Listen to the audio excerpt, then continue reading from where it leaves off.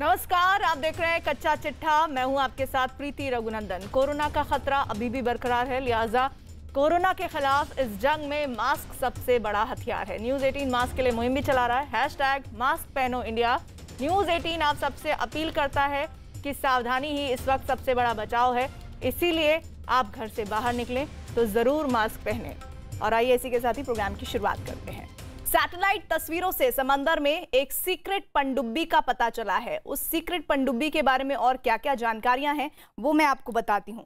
दरअसल हुआ ये है कि इस पूरे घटनाक्रम में इस पनडुब्बी से जुड़ी हुई कुछ ऐसी जानकारियां सामने आई है। पनडुब्बी कहीं और नहीं बल्कि कराची बंदरगाह पर मौजूद है। किसी को नहीं पता कि ये न्यूक्लियर सबमरीन है या बैलिस्टिक मिसाइल दागने में सक्षम पनडुब्बी, लेकिन खुफिया जानकारियां इकट्ठा करने वालों का मानना है कि आकार में छोटी है और रडार की पकड़ में भी नहीं आती। ऐसे में सवाल ये कि सीक्रेट पनडुब्बी किसकी है? ये सीक्रेट पनडुब्बी समंदर में किसी बड़े ऑपरेशन के लिए तो नहीं निकलने वाली है। देखिए हिंद महासागर में सीक्रेट पनडुब्बी की इनसाइड स्टोरी।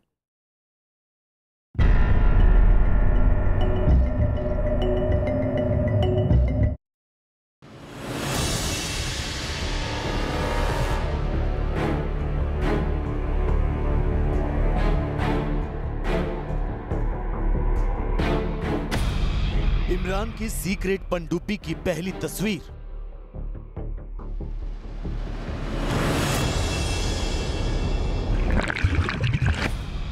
पांच साल बाद कराची में दिखी सीक्रेट पनडुब्बी।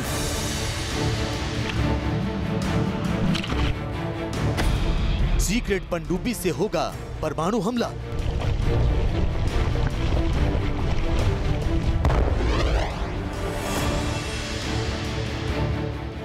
समंदर की गहराइयों से दुश्मन को तबाह करने की सलाहियत रखती है पनडुब्बी। बिना ज्यादा आवाज किए पनडुब्बी दबे पांव दुश्मन के करीब पहुंच जाती है और उसे संभलने तक का मौका नहीं देती। पनडुब्बी किसी भी देश की नौसेना के लिए एक ऐसा रक्षा कवच है जिसे भेदना आसान नहीं। यही वजह है कि पाकिस्तान ऐसी घातक पनडुब्बियां बनाना चाहता है जिनके जरिए वो हिंद महासागर में अपने आका चीन के हुक्म की तामील कर सके, जिनके जरिए वो भारतीय नौसेना के सामने चुनौती पेश कर सके।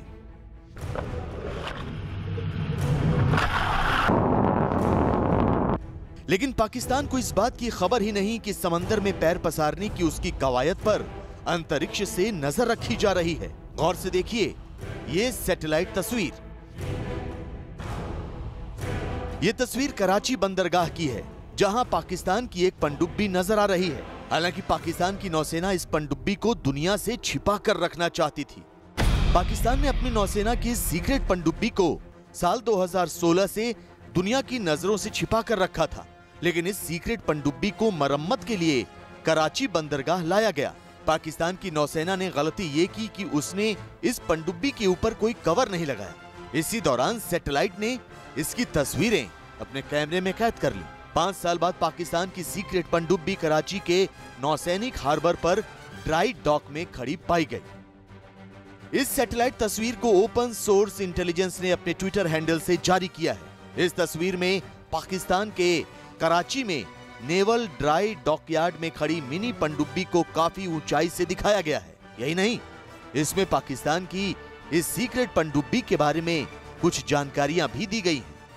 ये जो पनडुब्बी है ये जब किसी तरह की हरकत करती है तो वो उसमें इंडिया का स्ट्रैटेजिक और टैक्टिकल इंटरेस्ट हमेशा बना रहेगा, क्योंकि इस तरह से सील द्वारा ये जो स्पेशल पनडुब्बीज हैं इनका गलत इस्तेमाल होना to the extent of terrorism option हमेशा पाकिस्तान के पास खुला है और हमें इसका प्रिकॉशन लेना बहुत ज़रूरी है, क्योंकि ये स्टेट ऑफ आर्ट मिसाइल्स को दाग सकती है, टू द एक्सटेंट टॉर्पीडोज दाग सकती है।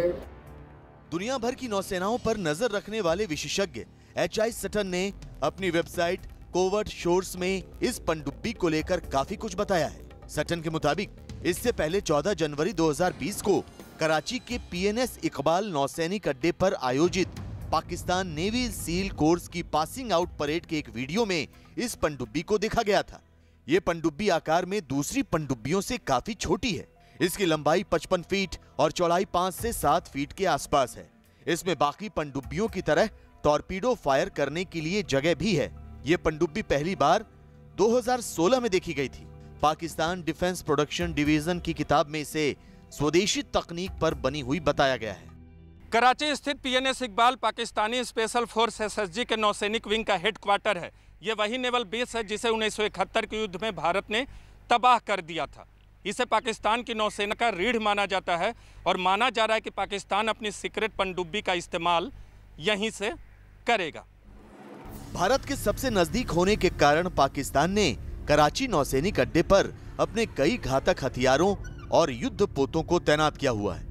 ऐसे में बहुत मुमकिन है कि वो इस सीक्रेट पनडुब्बी को भी यहाँ छिपा कर रखना चाहता हो और यहीं से उसे ऑपरेट करने की तैयारी कर रहा हो, क्योंकि कराची नौसैनिक अड्डे से पाकिस्तान हिंद महासागर में अपने आका चीन की मदद कर सकता है, भारत के खिलाफ चीन के हाथ मजबूत कर सकता है। हालांकि भारत के लिए सावधान रहना इसलिए भी जरूरी है क्योंकि पाकिस्तान की सीक्रेट पनडुब्बी आकार में काफी छोटी है। ऐसे में ये भारतीय समुद्री इलाके में आसानी से घुसपैठ कर सकती है। छोटी होने के कारण सोनार सिस्टम और रडार भी इसे आसानी से पकड़ नहीं सकते। हालांकि ये केवल खुफिया मिशन और इलाके की टोह लेने जैसे काम ही कर सकती है। इससे पाकिस्तान किसी बड़े मिशन को अंजाम नहीं दे सकता। को देखने से ये जरूर पता चलता है कि ये स्पेशल फोर्सेस की टाइप की ही बोट है, जो कि तकरीबन 55 फीट से बाय 7 से 8 फीट चौड़ी, 55 फीट लंबी, जिसको कि देख के आप पता कर सकते हैं। लगता है उसका हल जो है वो सिंगल हल है विद अ रेज्ड केसिंग है। उसका जो सेल है वो बहुत छोटा है और ओवरऑल देखकर पता चल सकता है कि यस, टॉर्पीडोज जो हैं, टॉर्पीडो ट्यूब्स, वो इसके फॉरवर्ड केसिंग के नीचे हैं। सो हमारा इंटरेस्ट हमेशा बना रहेगा। जाहिर है पाकिस्तान चोरी छिपे भारत पर नजर रखने और उसके खिलाफ चीन की तैयारियों को पुख्ता करने में मदद कर रहा है। लेकिन सवाल ये कि क्या पाकिस्तान की नौसेना, खास तौर पर पाकिस्तान की पनडुब्बियां इतनी ताकतवर हैं कि वो हिंदुस्तान से लोहा ले सकें? आंकड़ों पर गौर करें तो भारत पनडुब्बी शक्ति के मामले में पाकिस्तान से मीलों आगे है। एक रिपोर्ट के मुताबिक पाकिस्तान के पास 5 डीजल अटैक सबमरीन यानी पनडुब्बियां हैं, जबकि भारत के पास 15 डीजल अटैक पनडुब्बियां हैं। पाकिस्तान के पास परमाणु हमला करने में सक्षम एक भी पनडुब्बी नहीं है, जबकि भारत के पास एक परमाणु शक्ति संपन्न पनडुब्बी है। पाकिस्तान के पास बैलिस्टिक मिसाइल पनडुब्बी नहीं है, जबकि भारतीय नौसेना के पास एक बैलिस्टिक मिसाइल पनडुब्बी है। बेसिकली ऑगस्टा क्लास जो फ्रांस की उनके पास पनडुब्बीज हैं, सबमरीन्स हैं, उन्हें अपग्रेड कर रहा है। बाबर 3 मिसाइल सिस्टम वो उसके ऊपर लगा पाएगा, जो कि न्यूक्लियर टिप्ड है। सो न्यूक्लियर पॉइंट ऑफ व्यू से उन्हें कुछ एडवांटेज ज़रूर मिलेगा, इसमें कोई डाउट नहीं। लेकिन जहाँ तक इसका कंपैरिजन अगर हमें इंडिया के साथ करना है, तो मुझे लगता है कि पाकिस्तान को कम से कम और 20 साल लगेंगे कहीं इंडिया के नज़दीक पहुँचने में, जहाँ तक मिसाइल टेक्नोलॉजी का सवाल है। पाकिस्तान समंदर के रास्ते भारत की राह में कांटे बिछाने की तैयारी कर रहा है। कबाड़ हो चुकी सीक्रेट पनडुब्बी की मरम्मत कर भारत पर नजर रखने की तैयारी कर रहा है। लेकिन उसकी ये तैयारी किसी काम की नहीं, क्योंकि भारतीय नौसेना पाकिस्तान से 100 कदम आगे है। भारतीय नौसेना अपने ऑपरेशन इस तरह अंजाम देती है कि किसी को कानो कान खबर भी नहीं होती।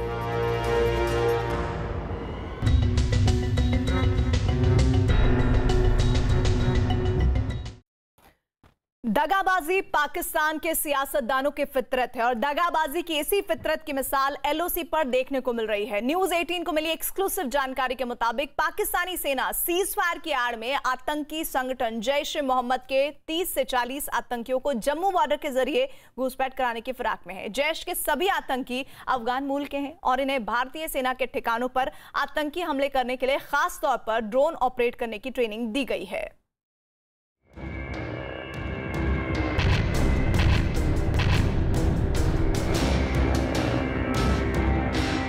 पाकिस्तान की एक और साजिश बेनकाब।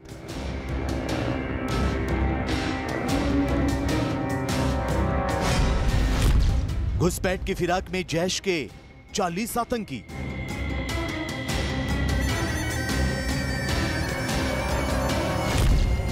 ड्रोन ऑपरेट करने की दी गई है ट्रेनिंग।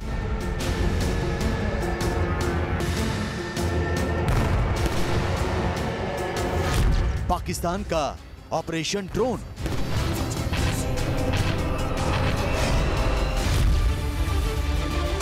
पच्चीस फरवरी 2021 यानी वो तारीख जब भारत और पाकिस्तान के बीच LOC पर सीज फायर का ऐलान हुआ था। इस ऐलान के साथ ही सरहद के दोनों तरफ से गरजती तोपें भी शांत हो गई थी। दुनिया को दिखाने के लिए पाकिस्तान सीज फायर के लिए तो राजी हो गया, लेकिन भारत के खिलाफ साजिशों के जाल बुनने बंद नहीं किए। न्यूज़ 18 को मिली एक्सक्लूसिव जानकारी के मुताबिक पाकिस्तान सेना की मदद से आतंकी संगठन जैश-ए मोहम्मद के 30 से 40 आतंकी जम्मू की सीमा पर घुसपैठ करने की फिराक में हैं। सूत्रों के मुताबिक जैश के आतंकी अफगान मूल के हैं। LOC पर जमा हुए जैश के ये आतंकी अफगानिस्तान की जंग लड़ चुके हैं। इतना ही नहीं, इन आतंकियों को ड्रोन ऑपरेट करने की खास ट्रेनिंग दी गई है। पिछले 1 महीने के दौरान पाकिस्तान से लगते जम्मू बॉर्डर पर कई बार ड्रोन का मूवमेंट देखा गया। ये आतंकी रेकी करने के इरादे से इन ड्रोन को ऑपरेट कर रहे हैं। खबर के मुताबिक जैश के ये तमाम आतंकी फिलहाल POK के कोटली इलाके में मौजूद हैं। ये जम्मू के केरी राजौरी सेक्टर की सीमा से घुसपैठ करने की फिराक में है। इसके अलावा सरहद पार अखनूर और नौशेरा सेक्टर के पास भी पाकिस्तान ऑक्युपाइड कश्मीर में आतंकियों की मूवमेंट देखी गई है। इससे पहले जैश दक्षिण कश्मीर की तरफ से भारत में घुसपैठ करता रहा है, लेकिन वहां बड़ा नुकसान झेलने के बाद अब पाकिस्तान के इशारे पर जैश के आतंकियों ने जम्मू बॉर्डर से घुसपैठ का प्लान बनाया है। मतलब साफ है, LOC पर संघर्ष विराम समझौते के बावजूद पाकिस्तान अपनी नापाक हरकतों से बाज नहीं आ रहा। चूंकि पाकिस्तान की सेना और सियासतदान कश्मीर के बेहतर होते जा रहे हालात से परेशान है, लिहाजा वो जल्द से जल्द घाटी में किसी बड़ी वारदात को अंजाम देने की फिराक में है और इसीलिए इन आतंकियों को LOC पर जल्द से जल्द घुसपैठ करवाना चाहते हैं। न्यूज़ 18 को जानकारी मिली है कि 26 जून की रात को जम्मू एयरफोर्स स्टेशन पर हुए ड्रोन हमले के बाद वहां पर ड्रोन मॉनिटरिंग सिस्टम के साथ जैमर भी लगा दिए गए। इसके साथ ही जम्मू में मौजूद भारतीय सेना के महत्वपूर्ण ठिकानों पर एंटी ड्रोन सिस्टम भी तैनात कर दिए गए हैं। इसके अलावा जम्मू एयरफोर्स स्टेशन की बाहरी दीवारों के पास हाई मास्क लाइट्स लगा दी गई हैं, ताकि कम ऊंचाई पर उड़ने वाली हर चीज को आसानी से देखा जा सके। जम्मू एयरफोर्स स्टेशन पर हाई मास्क लाइट्स लगा दी गई है ताकि कोई लो लेवल का ऑब्जेक्ट अगर उड़कर आता है आसानी से देखा जा सके। उसके साथ साथ ये ड्रोन मॉनिटरिंग सिस्टम भी लगाया गया है, एंटी ड्रोन सिस्टम भी इंस्टॉल किए गए हैं। जम्मू के आसपास के जितने भी महत्वपूर्ण ठिकाने हैं सुरक्षा को लेकर, वहाँ पर भी ड्रोन देखने के लिए जो सिस्टम है वो लगाया गया है। ड्रोन मॉनिटरिंग सिस्टम के साथ एंटी ड्रोन स्क्वाड भी तैनात किए गए हैं ताकि आगे से अगर किस तरह से ड्रोन हमला होता है तो उससे निपटा जा सके। 26 जून को एयरफोर्स स्टेशन पर हुए बम धमाकों की जांच NIA को सौंप दी गई। इन धमाकों को लेकर जम्मू एयरफोर्स स्टेशन पर NIA और CISF के बड़े अधिकारियों के बीच एक हाई लेवल मीटिंग भी हुई। जम्मू एयरफोर्स स्टेशन पर हुए ड्रोन हमले के बाद लगातार सुरक्षा एजेंसियों की टीमें जहां पहुंच रही हैं। अगर आप देखें तो अभी NIA की स्पेशल टीम यहां पर फिर पहुंची है। आज NIA के DG भी पहुंच रहे हैं, CISF के DG भी यहां पर पहुंच रहे हैं। लगातार सुरक्षा अधिकारियों की बैठक भीतर जारी है। जिस तरह से ये ड्रोन अटैक हुआ था उसके बाद NIA के साथ साथ जम्मू कश्मीर पुलिस और अन्य एजेंसियों की टीमें लगातार यहां पर पहुंच रही हैं और सुरक्षा सुरक्षा का पूरा जायजा ले रही है कि किस तरह से जो ड्रोन अटैक हुआ था उसके बाद आगे क्या प्रबंध किए जाएंगे। आने वाले दिनों में जहां पर इस तरह के हमले ना हो उसे लेकर सुरक्षा की जो समीक्षा है वो की जा रही है।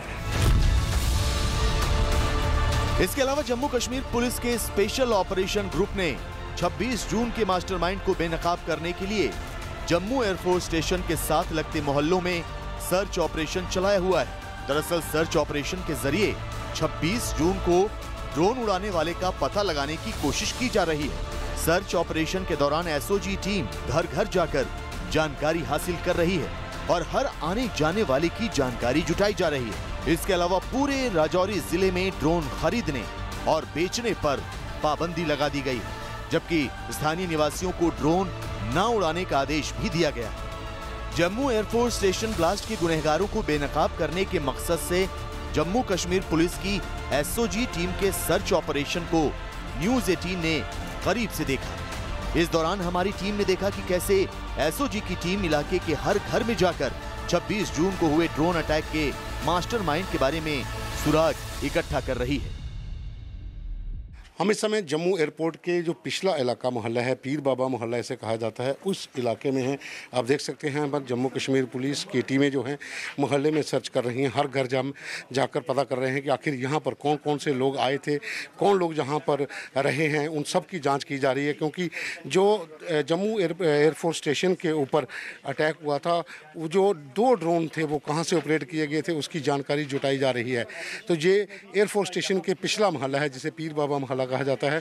इस पूरे मोहल्ले में अलग अलग टीमें जम्मू कश्मीर पुलिस की जो हैं वो यहाँ पर जांच में जुटी हुई हैं। हर व्यक्ति से पूछा जा रहा है, लोगों के घरों से पूरी जानकारी जुटाई जा रही है कि आखिर इस इलाके में क्या घर वालों के अलावा कोई और व्यक्ति आया था। माना जा रहा है कि जो ड्रोन यहाँ पर 2 विस्फोट हुए थे ड्रोन के जरिए, उन ड्रोन को कहीं इस इलाके से, जो बेली चराना बिल्कुल इनके साथ सटा हुआ इलाका है, कहीं इस इलाके से ऑपरेट तो नहीं हुए। इसकी पूरी जानकारी अब जुटाई जा रही है। शनिवार यानी 26 जून को जम्मू एयरफोर्स स्टेशन पर हुए ड्रोन हमले के बाद जम्मू के अलग अलग इलाकों में मौजूद भारतीय आर्मी बेस के इर्द गिर्द पिछले 3 दिन से ड्रोन मंडराते देखे गए हैं। बीती रात जम्मू के रमीरा साहिब इलाके में रात 9:30 बजे ड्रोन उड़ता देखा गया। इसके बाद 30 जून सुबह करीब 4:40 पर जम्मू के कालूचक में एक और ड्रोन उड़ता हुआ नजर आया। यही नहीं, जम्मू के कुंजवानी इलाके में 30 जून की सुबह करीब 4:52 पर तीसरा ड्रोन उड़ता हुआ नजर आया। भारतीय सुरक्षा एजेंसियों के मुताबिक एलओसी पर सीज फायर की आड़ में पाकिस्तान जम्मू कश्मीर में किसी बड़ी वारदात को अंजाम देने की फिराक में है। भले ही अभी तक 26 जून के ड्रोन अटैक के मास्टरमाइंड का सुराग ना मिला हो, लेकिन एक बात तो तय है कि भारतीय सुरक्षा एजेंसियां जम्मू एयरफोर्स स्टेशन अटैक के लिए जिम्मेदार आतंकी संगठन या फिर इस हमले के मास्टरमाइंड को ऐसा माकूल जवाब देंगी जिसके बाद दुनिया का कोई भी आतंकी संगठन भारत की तरफ आंख उठाने की जुर्रत नहीं कर पाएगा।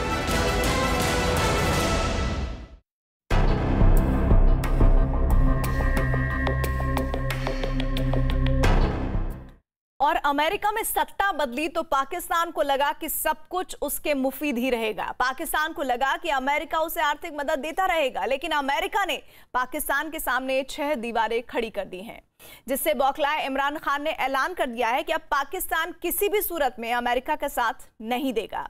इमरान खान ने ऐलान कर दिया कि चीन से दोस्ती उनके लिए सबसे खास है।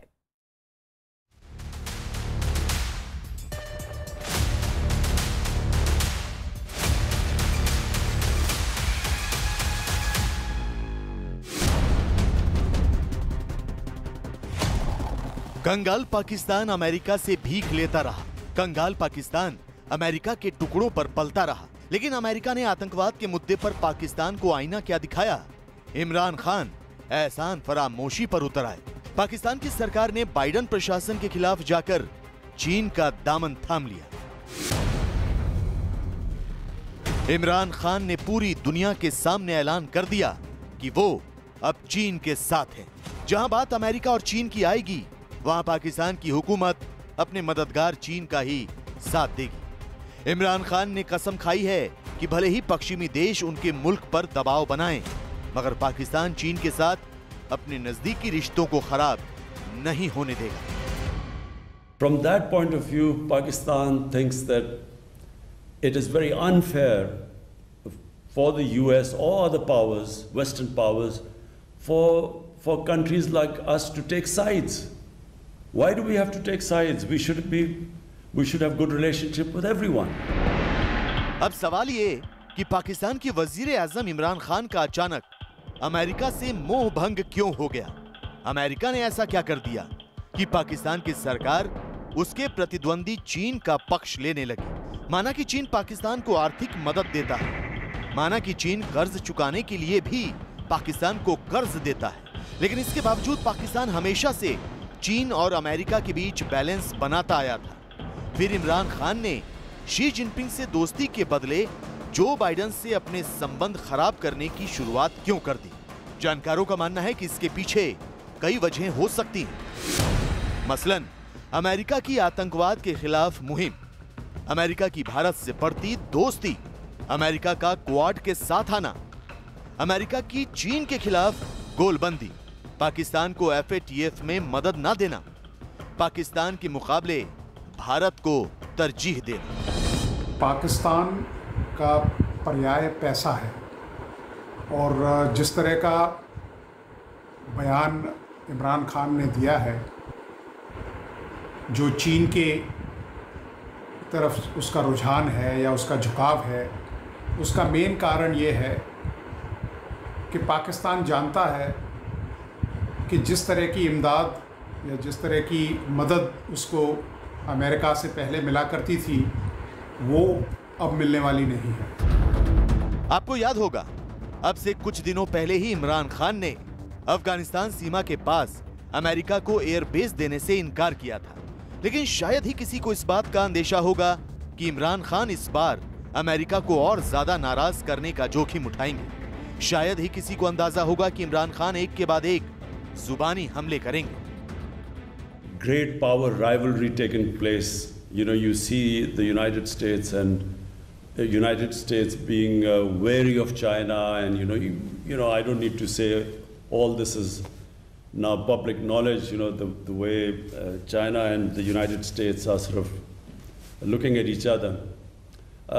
So it creates problem because what United States is doing is it's formed this regional alliance called the Quad, which is US, India, and then a couple of other countries. Imran Khan को अच्छी तरह पता है कि तालिबान की आड़ में अमेरिका से पैसे ऐंठने का उनका कारोबार अब चौपट हो चुका है। अमेरिका की सेना अफगानिस्तान से लौट रही है। बहुत मुमकिन है कि वो अब अफगानिस्तान में अपनी दखलंदाजी सीमित कर दे। इन हालात में अमेरिका पाकिस्तान को अपना पार्टनर बनाए नहीं रखेगा और न ही पाकिस्तान तालिबान के जरिए अमेरिका को ब्लैकमेल कर उससे पैसे ऐंठ पाएगा। लिहाजा पाकिस्तान ने यू टर्न मारते हुए खुले तौर पर चीन का दामन थाम लिया। पाकिस्तान तो चीन की एक महज कॉलोनी बन के रह गया है, तो इमरान खान साहब के पास अब कोई चारा नहीं है कि वो चीन के चंगुल में रहकर अब थोड़े दिनों बाद वो जो चीनी रेसिपीज़ हैं या चीनी जो भाषा है या चीनी जो नैरेटिव है उसी को बोलना शुरू करेंगे। जाहिर है इमरान खान के ताज़ा बयान से नए वैश्विक समीकरण तैयार होंगे। पाकिस्तान का खुलकर चीन के साथ खड़ा होना और अमेरिकी नीतियों के खिलाफ बोलना एक नए शीत युद्ध का सबब भी बन सकता है।